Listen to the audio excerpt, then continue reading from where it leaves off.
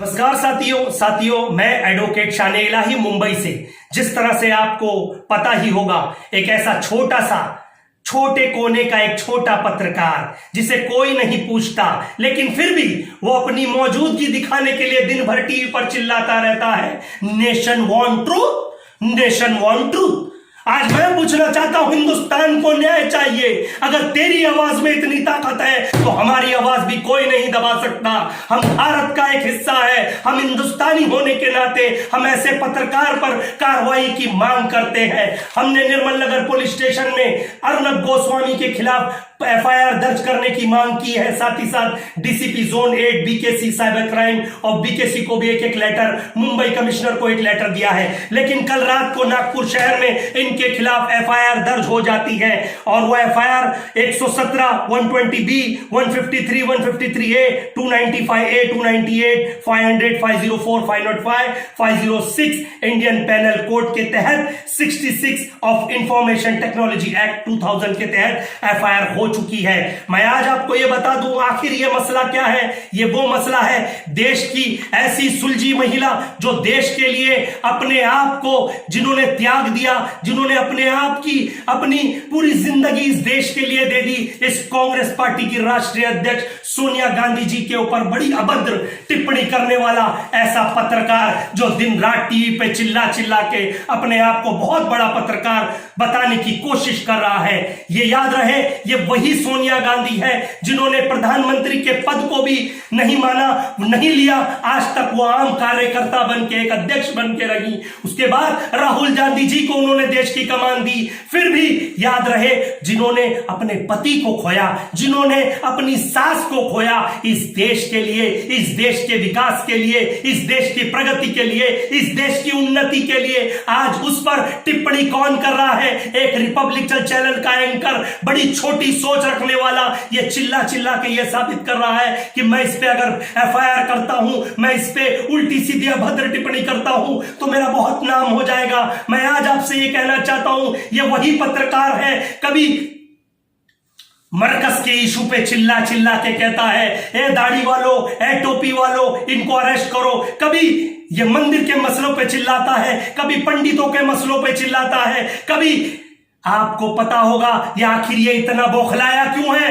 क्योंकि इसने अब जो पालघर का विषय हुआ, जिसपे 2 संतों की और उनके ड्राइवर की हत्या हो जाती है, तो इसका सीधा ये चिल्लाना, ये बौखलाने का मकसद था कि इसमें माइनॉरिटीज से ताल्लुक रखने वालों का नाम क्यों नहीं आया। जब महाराष्ट्र के गृह राज्य मंत्री अनिल देशमुख जी ने इन्वेस्टिगेशन की, साथ ही वहां के कमिश्नर, वहां के लोगों ने इस पूरी जांच पड़ताल की, तो वहां पर 101 के खिलाफ एफआईआर दर्ज हुई। और मैं आपको नाम बताता हूं, ये एफआईआर जब दर्ज हुई, ये 101 के नाम है। आप देख सकते हैं ये 101 के नाम है। इसमें कोई भी नाम मुस्लिम कम्युनिटी का नहीं था। इसमें सब नाम जो थे वो अदर्स कम्युनिटी के थे, इसलिए ये बौखला गया। उसका मतलब था इसे हिंदू मुस्लिम का रंग देना। इसका मतलब था कि माहे रमजान आ रहा है, हिंदू मुस्लिम का रंग दे दिया जाए और कहीं ना कहीं फिर एक समाज, एक धर्म पे टारगेट किया जाए। ये वो पत्रकार है जिसने अपनी पत्रकारिता की दुकान सिर्फ इसलिए शुरुआत की है कि भैया धंधा छोटा हो या गंदा हो, बड़ा हो छोटा हो, दुकान चलनी चाहिए। जब पूरा देश महामारी से जूझ रहा है, पूरा देश परेशान है अनाज के लिए, पूरा देश परेशान है इस बीमारी को, इस वायरस को किस तरह से खत्म क्या किया जाए, लेकिन इस छोटी सोच रखने वाले एक छोटे से चिंदी पत्रकार जो आज इस तरह से अभद्र टिप्पणी कर रहा है, और रोज कहीं ना कहीं बांद्रा में जो मजदूर बाहर निकले उसे भी ये हिंदू मुस्लिम का रंग देना चाहता था। यहां पर आपको बताऊं, जब सूरत में निकले तो जब ये चुप बैठा, क्योंकि वहां पर इसे पता है इस किसकी सरकार थी। आज यहां पे महाविकास आघाड़ी की सरकार है, तो महाविकास आघाड़ी के ऊपर आरोप प्रति आरोप लाछन लगाने के लिए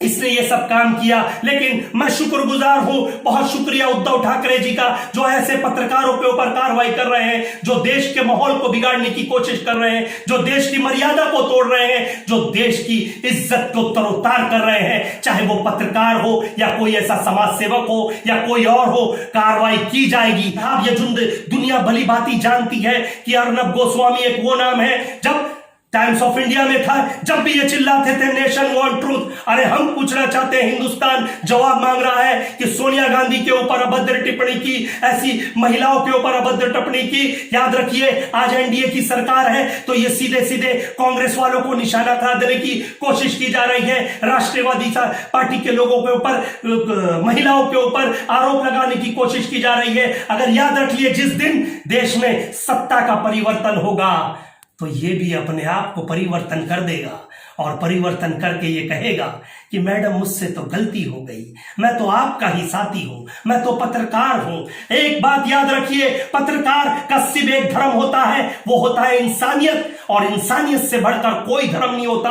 मैं ये कहना चाहता हूं हिंदू भी हमारा, दलित भी हमारा, सिख भी हमारा, मुसलमान भी हमारा, सब हम भाई भाई हैं। तो आखिर इसे हक किसने दिया इस तरीके से टीवी पे बैठ के कभी आरोप महिलाओं के ऊपर, कभी मुसलमानों के ऊपर, कभी माइनॉरिटी के ऊपर, कभी दलितों के ऊपर, और कभी कभी तो यह हद पार कर देता है, कभी मेरे हिंदू भाइयों पर भी आरोप लगा देता है। क्योंकि धंधा है पर गंदा है, लेकिन इसे दुकान चलानी है। तो आप समझिए, इसकी बातों से ना डरिए ना घबराइए। जिस तरह से हम लोगों ने हर पुलिस स्टेशन में एफआईआर दर्ज करने की एप्लीकेशन दी है और इन्वेस्टिगेशन की मांग की है, उसी तरह से आप लोग भी अपने अपने पुलिस स्टेशन में जाइए और इसके खिलाफ कार्रवाई कीजिए। क्योंकि हिंदुस्तान संविधान से चलता है। डॉक्टर बाबा साहेब के बनाए गए संविधान को जो मानता है वो इस संविधान पे चलेगा, और जो नहीं मानता है, जो आज देश की परिस्थितियों को खराब करने के पूरा जिम्मेदार है और देश के माहौल को आज एक अलग रंग देने की कोशिश कर रहा है, जबकि आपको क्लियर पता है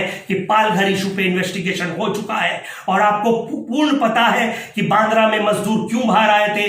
आपको पता है कि मजदूर आज किसी परिस्थिति में किनके पास खाने को नहीं है, दवाइयां पूरी तरह नहीं है, वो डर रहे हैं, एक एक रूम में 20-20 लोग रह रहे हैं। कल उद्धव ठाकरे जी ने हमारे प्रधानमंत्री नरेंद्र मोदी जी से भी रिक्वेस्ट की है कि ट्रेनें चालू कराइए साहब, इनको अपने अपने गांव भेजाइए। मैं सभी से यह आग्रह करता हूं कि माह रमजान का महीना आ रहा है, बहुत अच्छे से आपको रमजान की शुभकामनाएं, और अच्छे से रहिए, संभाल के रहिए, लॉकडाउन का पूरा पालन कीजिए। देश की सरकार ने जो कानून बनाया है उस पर चलिए। ऐसे लोगों के लिए हम बैठे हैं, हमें हमारी देश की सरकार, महाराष्ट्र की सरकार, महाराष्ट्र के मुख्यमंत्री, मुंबई कमिश्नर, हमारे गृह राज्य मंत्री, हमारे महाराष्ट्र के, और साथ ही साथ हमारे जितने मंत्री हैं सब पे पूरा भरोसा है। जल्द से जल्द ये जेल की सलाखों के पीछे होगा।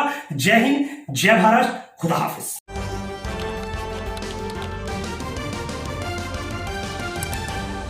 आपकी आवाज